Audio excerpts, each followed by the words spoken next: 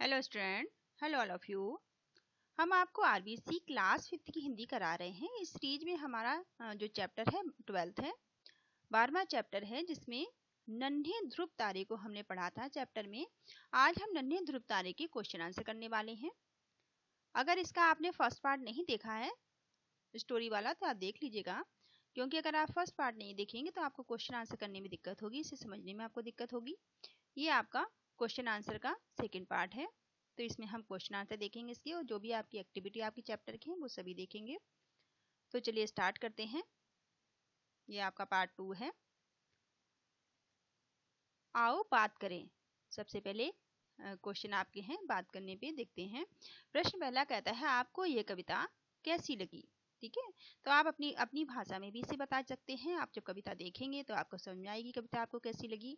तो आप इस तरह से बता सकते हैं उत्तर में कि हमें ये कविता बहुत अच्छी और प्रेरणादायक लगी।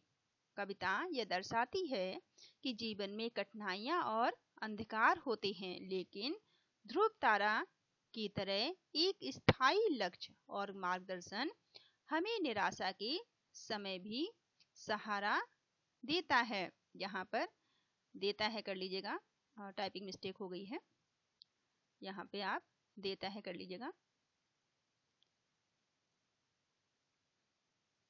ठीक है, देता है कर लीजिएगा। तो ये कविता हमें क्या बताती है? हमें संघर्ष से लड़ने की शक्ति बताती है। अगर आप पढ़ाई करते हैं, आपका संघर्ष क्या है? पढ़ाई करना है। अगर आप पढ़ाई आप कर रहे हैं, आप अच्छे से मन लगाकर पढ़ाई करिए। फिर भी अगर आपके नंबर कम आते हैं तो आपको फिर से पुनः और मेहनत करनी चाहिए अच्छे नंबर प्राप्त करने के लिए। ठीक है, दूसरा प्रश्न कहता है, सपनों का कंदीला किसे कहा गया है? तो सपनों का कंदीला किसे कहा गया है? हमने कविता में देखा था, सपनों का कंदीला उसे कहा गया है कि हमारे श्रेष्ठ सपने ही हमें राह दिखाते हैं। जो हमारा उद्देश्य है, हमारे सपने हैं, वो ही हमें रास्ता दिखाते हैं, हमारी प्रेरणा का स्रोत बनते हैं और हमें एक उज्जवल भविष्य की ओर ले जाते हैं। ठीक है, तो आपको भी पता होना चाहिए कि आप क्या बनना चाहते हैं और आपको उसी दिशा में मेहनत करनी चाहिए। क्वेश्चन नंबर तीसरा है, प्रश्न तीसरा है, अगर आपको कोई बड़ा सपना देखना हो तो वह क्या होगा?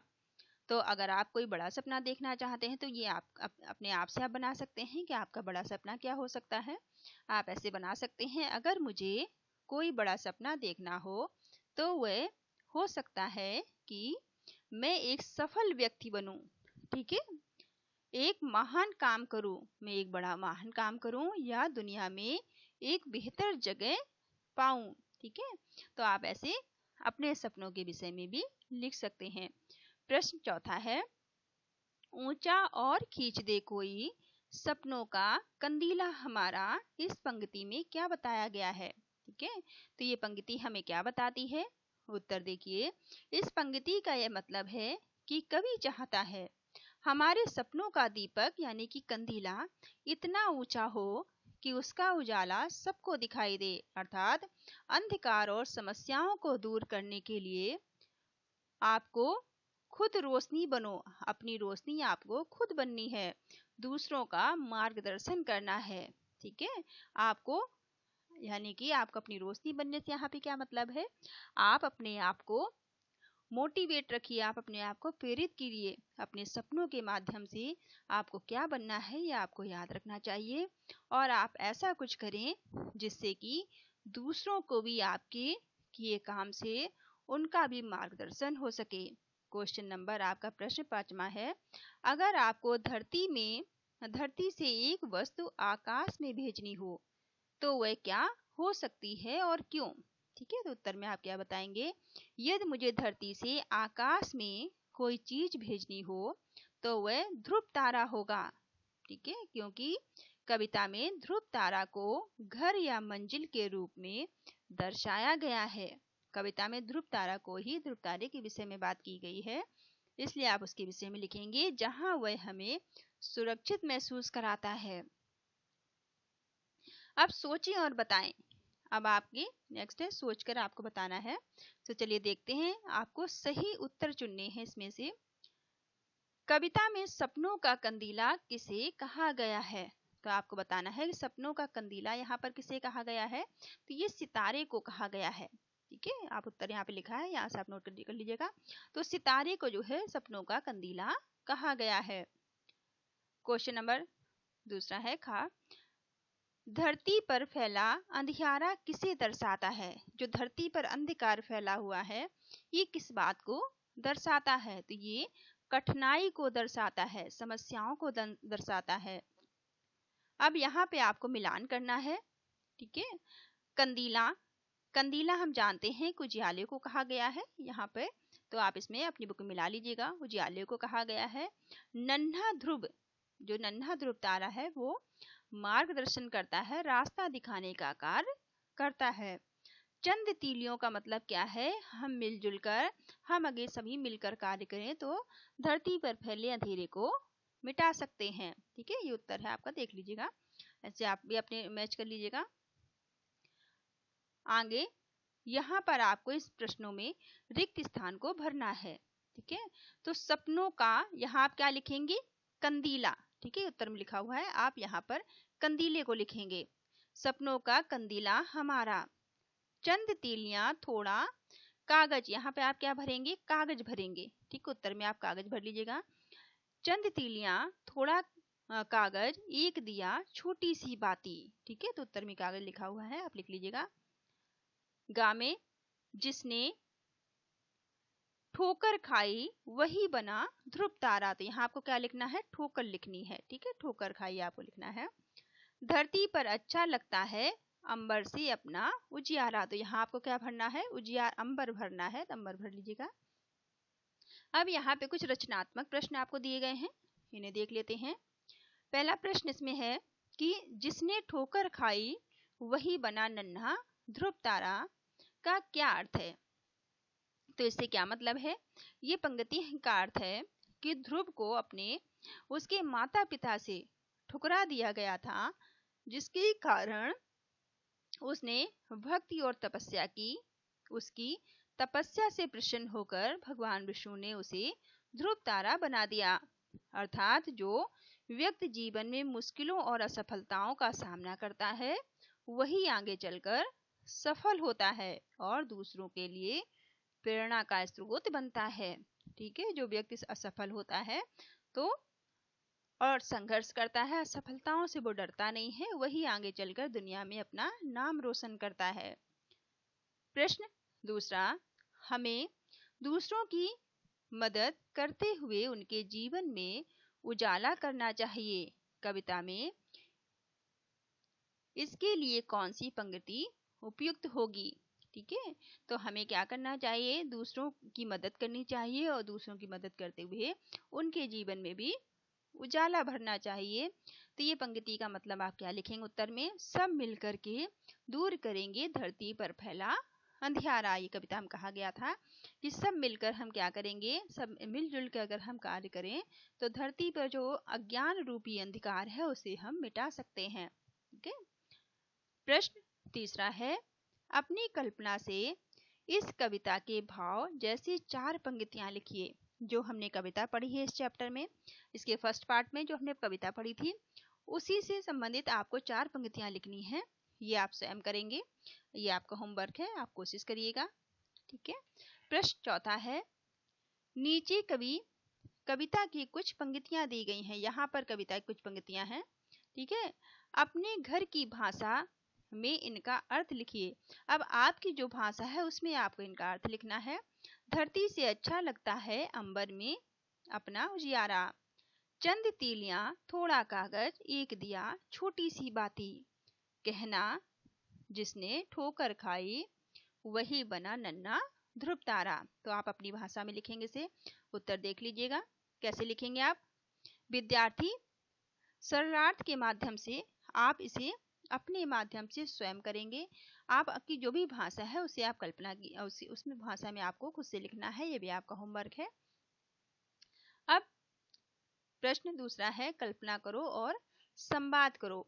यहाँ पर आपको कल्पना करके संवाद करना है। ठीक है, इस प्रश्न में तो कल्पना करके सोचो कि आप रात के समय खुले आसमान में तारे देख रहे हो। अचानक ध्रुव तारा आपसे बात करने लगता है।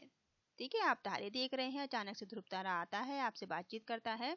वह आपसे क्या कहेगा, आप उससे क्या पूछोगे? इस पर एक छोटा सा आपको संवाद लिखना है। तो आप इससे क्या पूछ सकते हैं? जैसे कि उत्तर में आप देखिए, ध्रुव तारा, अरे मित्र, मेरी ओर देखकर क्या सोच रहे हो? आप उससे ऐसे पूछ सकते हैं। मैं सोच रहा हूँ कि तुमने यह पद कैसे प्राप्त किया। ध्रुव तारा, मैंने यह पद ठोकर खाकर संघर्ष करके प्राप्त किया है। ठीक है, आप उससे पूछ सकते हैं तो वो बताएगा आपको। मैं आपकी तरह मैं भी संकल्प करके संघर्ष करते हुए जीवन में सफलता प्राप्त करूंगा। आप उससे कह सकते हैं कि मैं भी जीवन में कैसे सफलता प्राप्त करूं। ठीक है, आप संघर्ष करके जीवन में सफलता मैं कैसे प्राप्त करूं, आप भी उससे पूछ सकते हैं। चलिए इस प्रश्न में देखते हैं। कविता पढ़कर इसमें से 5 प्रश्न आपको कविता पढ़नी है।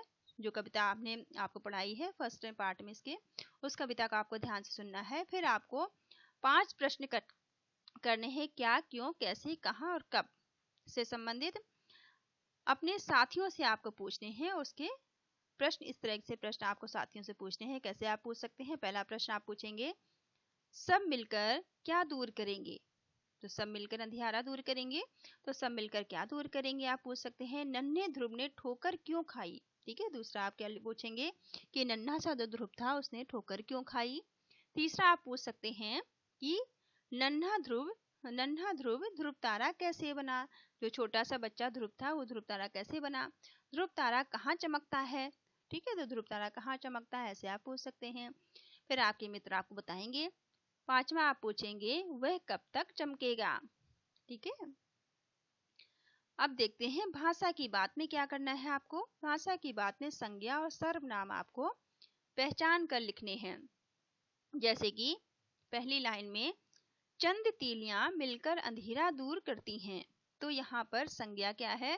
तीलियां, और अंधेरा आपका क्या है? संज्ञा है। तो ये दोनों आप संज्ञा में लिखेंगे उत्तर में। दूसरा खा है, उसने अपने सपनों का दीपक जलाया। तो यहाँ पर दीपक और सपने जो है वो संज्ञा है उत्तर में, और उसने और अपने ये आपका सर्वनाम है। तो इसको इस तरह से आप लिख लेंगे। नन्हा ध्रुव तारा हमेशा चमकता रहता है। कहाँ वो चमकता है? जो नन्हा सा ध्रुव तारा है वो हमेशा ही चमकता है। तो ध्रुव तारा जो आपका है ये आपकी संज्ञा है। ठीक है, ऐसे घा वाला, मेरा सपना ऊंचे उड़ने का है। तो इसमें सपना संज्ञा है और मेरा यहाँ पर सर्वनाम है। ठीक है, वचन बदल कर लिखिए। यहाँ पर आपको वचन बदल के लिखना है। जैसे कि दीपक जल रहा है, तो आप उत्तर में क्या लिखेंगे? दीपक जल रहे हैं। वचन बदलने का मतलब है, जैसे यहाँ पे एक दीपक की बात की गई है तो आपको दीपक जल रहे हैं, कई दीपकों की बात करनी है। इसी तरह से दीपक जल रहा है, दीपक जल रहा को आप कैसे बनाएंगे? दीपक जल रहे हैं। ठीक है, आप इसका वचन चेंज करेंगे, दीपक जल रहे हैं। इसी तरह से यह सितारा चमक रहा है, तो आप लिखेंगे ये सितारे चमक रहे हैं। ठीक है, यहाँ एक सितारे की बात की गई है, जब आप इसका वचन चेंज करेंगे तो ये सितारे मतलब बहुत सारे तारों की बात की गई है। तीलियां टूट गईं, तो आप लिखेंगे तीली टूट गई। इस तरह से आप वचन चेंज कर सकते हैं। तीसरा देखिए, लिंग बदलकर लिखिए। अब आपको यहाँ पर लिंग बदलने हैं इनमें। जैसे लड़के का आपको लड़की करना है, तो लड़का पढ़ रहा है तो आपको करना है लड़की पढ़ रही है। इसी तरह से गायिका गाना गा रही है, तो यहाँ पर आपको गायक गायिका का क्या कर देना है? गायक कर देना है। गायक गाना गाता है। इसी तरह से बच्चा खेल रहा है, तो आपको यहाँ पर बच्चा का बच्ची कर देना है। बच्ची खेल रही है। अब नन्हे ध्रुव तारे से संबंधित आप बहु वैकल्पिक प्रश्न देख सकते हैं। देखते हैं। पहला प्रश्न है, कविता में ध्रुव तारा किसका प्रतीक है? जो ध्रुव तारा है वो ज्ञान और मार्गदर्शन का प्रतीक है। तो आप ज्ञान और मार्गदर्शन पर इसमें टिक करेंगे। यहाँ पे उत्तर भी लिखा है, आप लिख लीजिएगा देखकर। प्रश्न दूसरा है, ध्रुव तारा बच्चों को कैसे या किस तरह से वो बच्चों का मार्गदर्शन करता है? तो आप वो दिशा निर्देश करता है, प्रेरणा का स्रोत है और सुरक्षा का स्रोत भी है, तो उपयुक्त सभी में आप निशान लगाएंगे। फिर कविता में ध्रुव तारे को क्या कहा गया है? तो कविता में ध्रुव तारे को प्रकाश का स्रोत कहा गया है, मार्गदर्शक कहा गया है और अंधकार दूर करने वाला भी कहा गया है। तो यहाँ पे उपयुक्त सभी आपके सही होंगे। चौथे में अंधियारा शब्द का विलोम, अंधियारा शब्द का यहाँ पर विलोम क्या होगा? तो अंधेरे का क्या होता है? उजाला होता है। ठीक है, अंधेरे के विलोम क्या होगा? उजाला होगा। उत्तर ये है, आप लिख लीजिएगा। 5वें में देखिएगा, कविता को अंबर में क्या अच्छा लगता है? जो कवि है उन्हें अंबर में यानी कि आकाश में क्या अच्छा लगता है? तो उजियारा फैलाना अच्छा लगता है। तो आप इसका उत्तर लिखेंगे, उजियारा फैलाना अच्छा लगता है। कंदीला शब्द का अर्थ, कंदीला शब्द का अर्थ है दीपक और लालटेन से। तो आप दीपक और लालटेन लिखेंगे। कौन बना नन्हा ध्रुव तारा? कौन बना नन्हे ध्रुव तारे से क्या मतलब है? जिसने ठोकर खाई वही नन्हा ध्रुव तारा बना। ठीक है, जिसने ठोकर खाई है वही नन्हा ध्रुव तारा बना है। सपनों का कंदीला का क्या अर्थ है? तो सपनों के कंदीले का अर्थ होता है हमारे सपनों की रोशनी। ठीक है, हमारे सपनों की रोशनी सपनों का कंदीला से मतलब है। अब यहाँ पर आपको रिक्त स्थान भरने हैं। चलिए रिक्त स्थान देखते हैं। उसे भटकने से रोकेगा यह मेरा रंगीला सितारा। तो आप यहाँ क्या भरेंगे? रंगीला भरेंगे। दूसरा है, सब मिलकर के दूर करेंगे धरती पर फैला अंधियारा। ठीक है, धरती पे फैले हुए अंधियारे को सब मिलकर दूर करेंगे। तो यहाँ पे आपको अंधियारा लिखना है। तीसरे में, ऊंचा और ऊंचा, ऊंचा और खींच दे ऊंचा कोई सपनों का कंदीला हमारा। तो यहाँ पर आप सपने भरेंगे यहाँ पर। ठीक है, जिसने ठोकर खाई वही बना नन्हा ध्रुव तारा। तो यहाँ पर आप क्या लिखेंगे? ध्रुव तारा लिखेंगे। अब यहाँ पर निम्नलिखित कथनों पर आपको सही या गलत पर निशान लगाने हैं। संघर्ष और ठोकर हमें क्या बनाती है? हमें मजबूत बनाती है। तो ये सत्य है। दूसरा है, आकाश में अंधकार फैलाना अच्छा लगता है। तो अंधकार की बात नहीं की गई है, आकाश में उजियारा फैलाना अच्छा लगता है। तो यह सत्य है। सपनों को ऊंचाई पर ले जाना अच्छा लगता है, ये बिल्कुल सही बात है। तो ये सत्य है। अंधेरे को हटाने के लिए खुद रोशनी बनो, यानी कि ये भी आपका सत्य है, ये भी सही है। अब यहाँ पर आपको सम्मिलित यानी कि मैच करनी है। ठीक है, ये टेबल आपको मैच करनी है। धरती से अच्छा लगता है, क्या अच्छा लगता है? अंबर में अपना उजियारा। ठीक है, ऊंचा और खींच दे कोई सपनों का कंदीला हमारा, उसे भटकने से रोकेगा वह यह मेरा रंगीला सितारा। तो आप क्या लिखेंगे? रंगीला सितारा। जिसने ठोकर खाई वही बना नन्हा ध्रुव तारा। तो इनको आप कैसे मैच कर लेना है। यहाँ पर उत्तर में सीधे सीधे मैंने लिख दिए हैं, यहाँ से भी आप देखकर लिख सकते हैं अपनी बुक में। ठीक है, यहाँ से भी लिख सकते हैं, आप मैच भी कर सकते हैं। और देख देते हैं क्वेश्चन। ऊंचा और खींच दे कोई पंक्ति से क्या मतलब है? इसका अर्थ है कि हमारे सपनों की ऊंचाई ऊंचाई दे, उन्हें ऊपर उठाए ताकि वे दूर दूर तक प्रकाश फैला सकें। ठीक है, इसका मतलब ये हुआ। दूसरा प्रश्न है, इस कविता में क्या भाव व्यक्त हुआ है? इस कविता के भाव क्या हैं? ये कविता हमें बताती है इस कविता में आत्मविश्वास, प्रेरणा और उजियारा फैलाने की आकांक्षा का भाव बताया गया है। यह कविता किस प्रकार की है? तो यह एक प्रेरणादायक बाल कविता है। ठीक है, कविता में ध्रुव तारे का क्या महत्व है? तो कविता में ध्रुव तारे का महत्व यह है क्योंकि यह एक दिशा सूचक है जो हमें सही रास्ता दिखाती है, सही रास्ते पर चलने में मदद करती है। 5वां प्रश्न है, कविता में ध्रुव तारे को नन्हा क्यों कहा गया है? इस कविता में ध्रुव तारे को एक छोटी बच्चे की तरह देखता है, उसे प्यार करता है। ठीक है, तो ये आपके क्वेश्चन आंसर थे। यह आपको वीडियो कैसा लगा कमेंट करके जरूर बताइएगा। और अगर कोई प्रश्न नहीं समझ में आया हो तो भी आप बता सकते हैं, तो हम इसे फिर से देख लेंगे। Thank you all of you, thank you for watching.